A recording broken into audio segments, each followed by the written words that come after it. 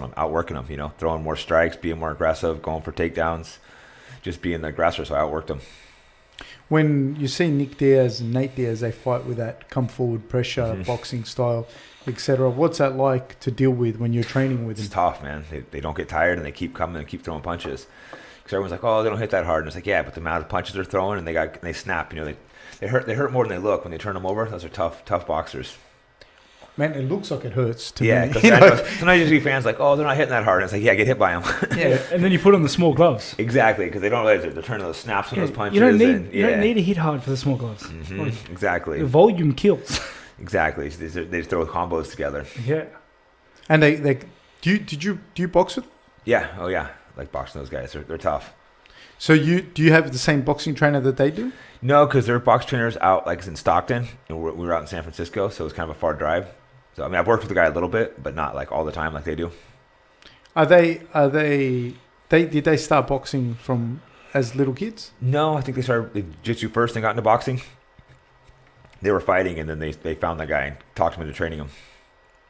Talked him into it? Well, I think he was training pro boxers, so he didn't really have much interest in training MMA guys.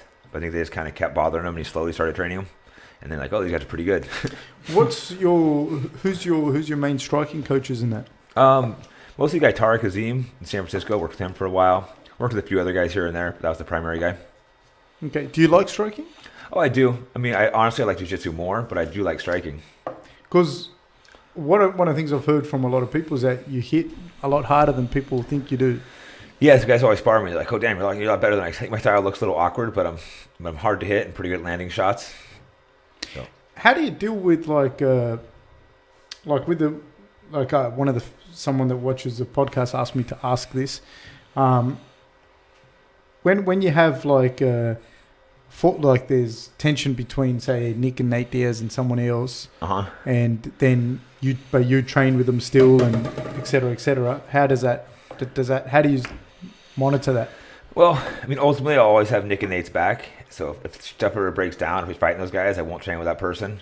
Or if a fight breaks loose. But for the most part, it's like I said, I'm friends with GSP. I know Nick don't love him, but obviously I got Nick's back first. Like I said, Nick's friends with AJ, who I'm not friends with, but I know Nick ain't going to back him up if anything goes down. So like I'm loyal to those guys. They're like brothers to me. We trained so long.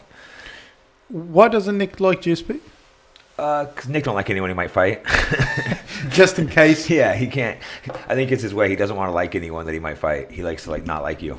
I can relate so to that. I don't think he likes any 70-pounders. Yeah, 100%. I hate everybody in the middle. Exactly. You're like, yeah, it's good to make yourself hate these people. Yeah, it's like I don't hate them in the sense that like I go home and just wish ill things on them, but like I don't want to see them. No, you don't want to be friends with the guys you might fight. That's the worst. Yeah. Have you had to fight friends? Never close friends because I try not to be friends with guys around my weight either that I might fight. You just don't want to be friends with these guys. How are you going to fight someone that's your friend?